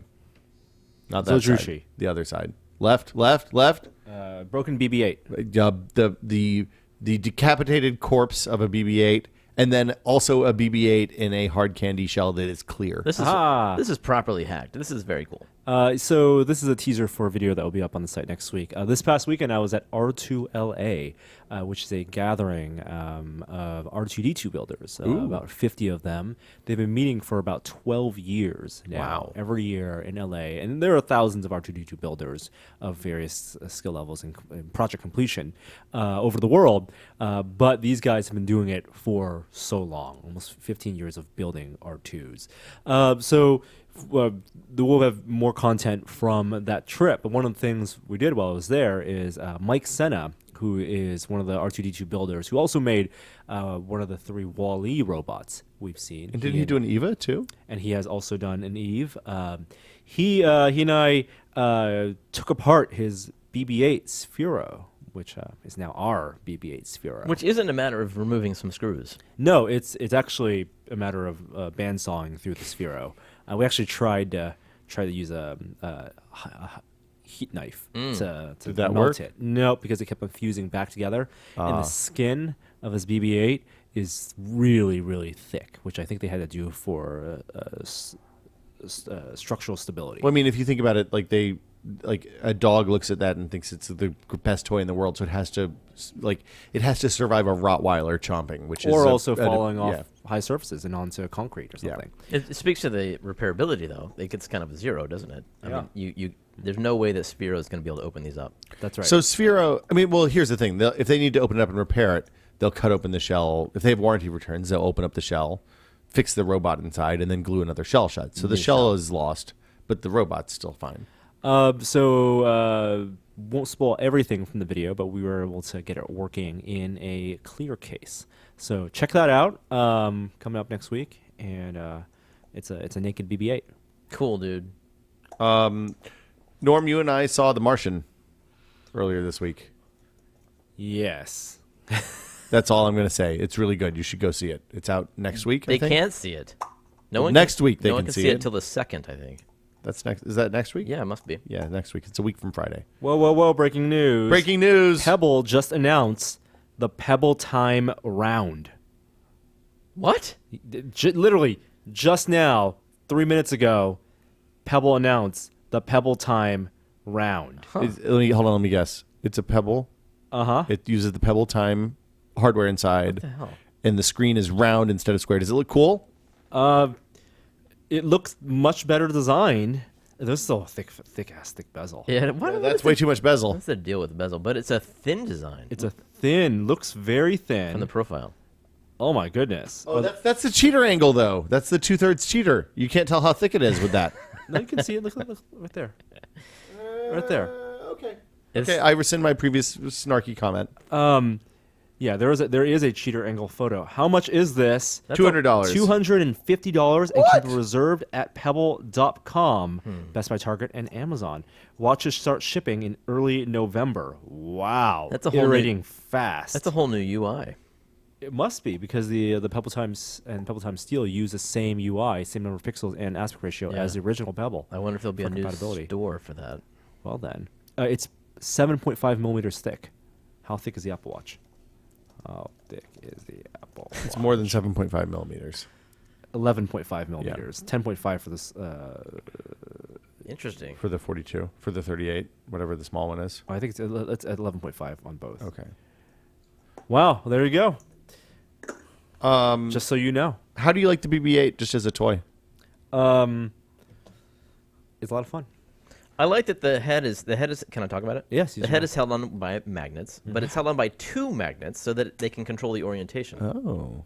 And do they control the orientation by spinning the magnets inside the shell? No. It's just But I Whole can't thing changing. inside spins. Okay. I can't spin the head. right. I mean, without it snapping off. So Interesting. that's cool. Wow. Is it turned on right now? Is that why it's balancing up? No, it's just because of weight. Oh, how do you turn it on by shaking it just like the old ones? You turn on by Bluetooth. Oh, you use Bluetooth LE. Bluetooth activated. Interesting. Yeah, you just put the phone next to it, and then it'll turn on. It's good use of Bluetooth. Let's see. What have I been testing? I tested Google's OnHub. We talked about setting it up a few weeks ago. That is a relatively painless process, although I did have a problem because I can't follow instructions. I did some benchmarks. Depends on your the range on the benchmarks that other people reported. I saw inside my house. So on the far side of the kitchen, through the refrigerator, I saw about half the speed that I saw with a comparable 802.11 AC router. But it's a weird product. You saw worse performance? With a high end AC router, Yeah. compared to a high end AC router, yes, Huh. yeah. Compared to which router? the Netgear R7000, Okay. yeah. Well, running DDWRT, which is worth disclosing. Did you boost the power in DD? No, I didn't. I didn't tweak Okay. any of the radio. I found that if you tweak the radio settings, you usually decrease the life of your router fairly substantially. So yeah, Interesting. it is. I mean, we have a whole in-depth video coming up for it. I think next week, right? It's compelling if you want something that's really easy to manage.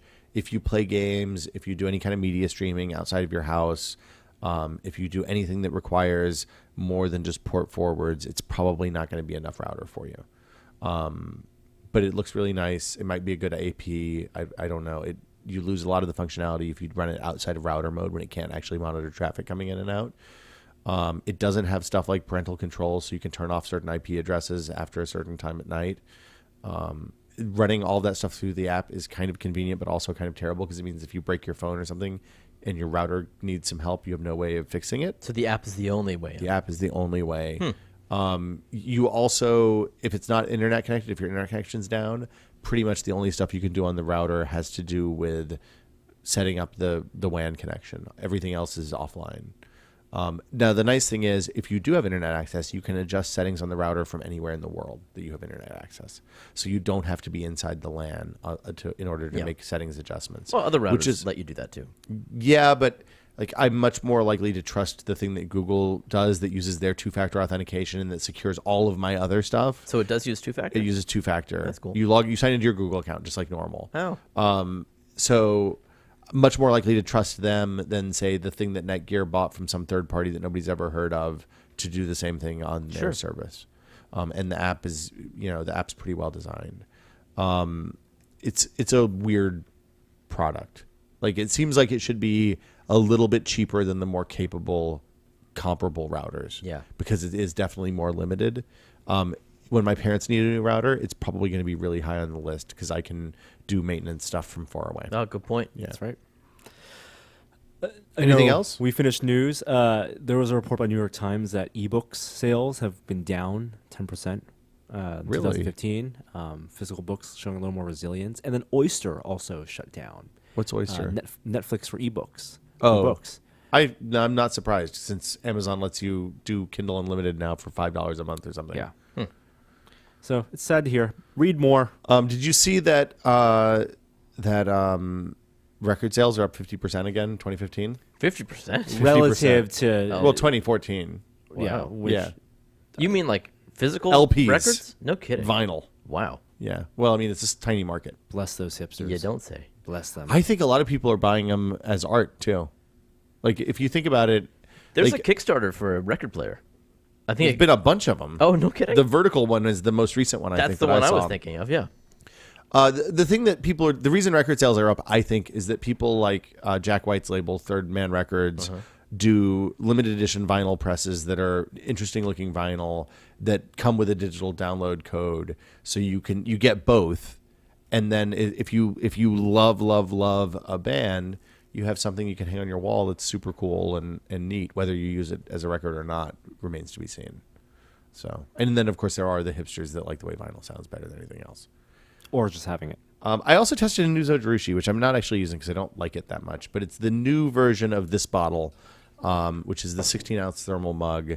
Like all the other Zojirushi thermal mugs, it keeps your coffee cold or your warm or your cold drink cold a really, really, really long time. Like drinking coffee out of this thing less than an hour after it goes in is usually a exercise in burning your mouth. Wow. You have to leave the lid open for a while so it can kind of vent some heat. The new one, the top spout is a lot smaller, so there's not as much nose. You don't get as much smell of the coffee. The coffee actually doesn't taste as good in it, I think. But it's nice for cold beverages if you need that, although a little bit small at 16 ounces. We'll have a show and tell for that coming up soon. You still playing Mario Maker, Jeremy? No, I haven't gotten back to that too much. No, I don't know. I just got other things going on. You're working on a project for us and some other stuff. Can I right talk now. about that? Let's save that one. Let's All save right. it. Yeah. All right. It's really cool. It is super duper cool. It also is dependent on It is dependent on someone else. we'll do it- control variables. Whatever. Either way, we'll do a video about it because it's cool. Yeah. But yeah. I've been playing Mario Maker a little bit. It's perfect for like the amount of time that I have to play a video game occasionally, which is about 6 minutes. I can play some levels or make a level. It seems like the levels in that 100 Mario challenge are getting less gimmicky and shitty as time progresses, as one would expect. Aren't those hand-picked by Nintendo? Are those randomly really? Yeah. So So if I do the 100 Mario levels, it's different than yours. yeah. Huh. So as I understand it, like you choose the difficulty you want, easy, normal, or hard. If you choose easy, you get a lot of those don't move your controller and the game will play itself levels. Oh, really? Which are, I think, they're neat for the first like 10 minutes and then they're the Yeah. worst. When I was playing normal, I was getting a pretty good mix of levels that could have been like shitty Mario levels or beta test levels from a real Mario game. But that was 2 or 3 nights ago, so things may have changed. Yeah. It seems like they base the difficulty based on the completion percentage that you see at the end of every level. So, like you see, That this has makes been sense. played 20,000 times and 11,000 people have completed it. That's better than 50%. That's going to be a normal level. The ones in hard edged more toward the, like, you have to do a sequence of jumps off of the back of green Koopas, and if you don't hit that spot at the right time with the right momentum, it's never going to happen. Yeah. Those are terrible. These are things Nintendo would have never designed. People who make those are bad people. Right. That's all I can determine. Anything else you've been testing, Norm or Jeremy? Negative. What can we talk about the Tokyo Banana? It's delicious. What did it taste like? It looks like a Velvet Underground cover. It does look like velvet. I'd have a T-shirt with that design on it. Actually, it's a pretty good design. I'm very surprised. I don't know when that was manufactured, but the way it was packaged, it could have been any time Yeah. in the past decade. Yeah. But it didn't taste like it. It tastes delicious, fluffy. What did I just eat? It's very soft. What? It's Japanese like- pastries. Why it's- did you have this? A friend of the site, Steve Lynn, brought it. In the Oh, other I day know when he was Steve. coming. Yeah, you know Steve. Yeah. He was in Japan recently and brought some back. He warned us that they're a little bit right on. addictive. It's the closest analog is probably a Twinkie because it has that soft sponge cake on the outside. This tastes much better than a Twinkie. Much better. And the inside filling isn't like that sugar whipped cream stuff. No. It's actually like a caramelly banana-y custard. Yeah, like a pudding. Yeah, it's pretty good. I liked it. Thank you, Steve. Yeah, thanks, Steve. We approve. And let's see, we have time for one question, I think. It's not an audio question. I'm going to play the music, though, so you can put your headphones on if you want, Norm. Emails? Well, but we do the other one. Email. 'Cause it's, we don't do emails. We do Emails? No. Questions? Boom. If you have a question for This Is Only a Test, the email address is podcast@tested.com. Please keep your questions relatively brief and make them as crazy as you want. I don't care. I'm only here for a few more weeks, so let's get bananas. Let's answer some crazy bananas questions. The first question comes from Davey. He says, "Hey guys, Davey here. My parents are moving into a really big house soon that has a ton of storage space. I was wondering if you guys knew of any home inventory apps or software. I've done a bit of Googling, but haven't found what I want. Found the suite I want," is what he said. "Ideally, what I would love would be to put a barcode on each box using my label maker, and then using the app, scan the barcode and take a picture of the contents of the box, maybe listing some of the items inside, and manually give it a location data like the shed, the east side, the top shelf, the attic. That way, if I wanted to know where old family photos are, I could just type in photos and it would say garage, north wall, floor level, box 213. I considered doing this with something like a numbers spreadsheet, but thought that would be super clunky and probably not searchable. Thanks, guys. Always be testing." Inventory management app. Yes. Delicious Library is the first thing that comes to mind. It is like a media and collection management tool.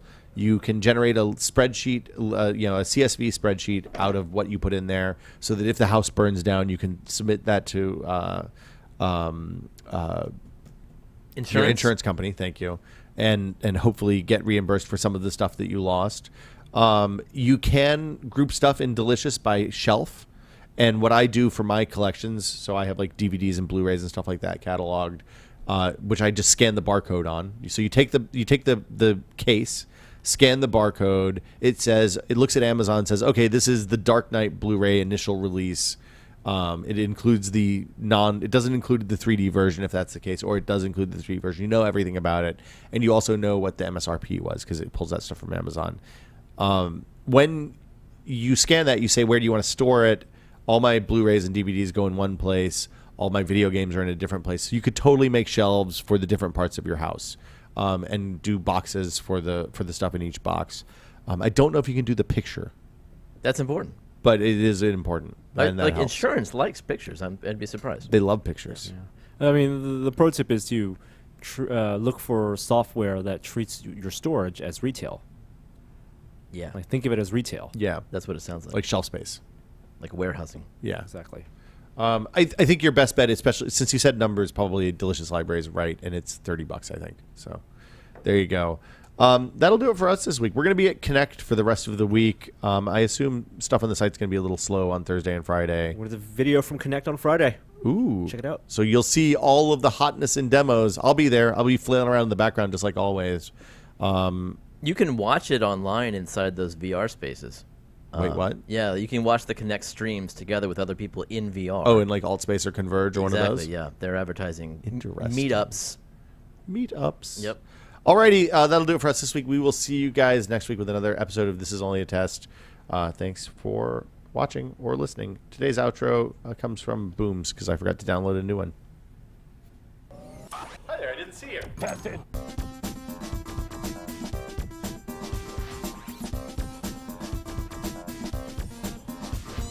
You can buy ants, you know. You can buy almost anything online. My wife once bought a crate full of human heads. I got some tweets about that. The human heads? Well, not just like people really liked that outro, and our discussion about it afterwards. The outro it led to a whole thing where you told me about the story behind Gina's head purchase. Yeah. Real heads. Real heads. Decapitated heads. Yeah. Come back at 6 a.m. 6 a.m. We'll see you guys in a little bit. It's super cool. Bye.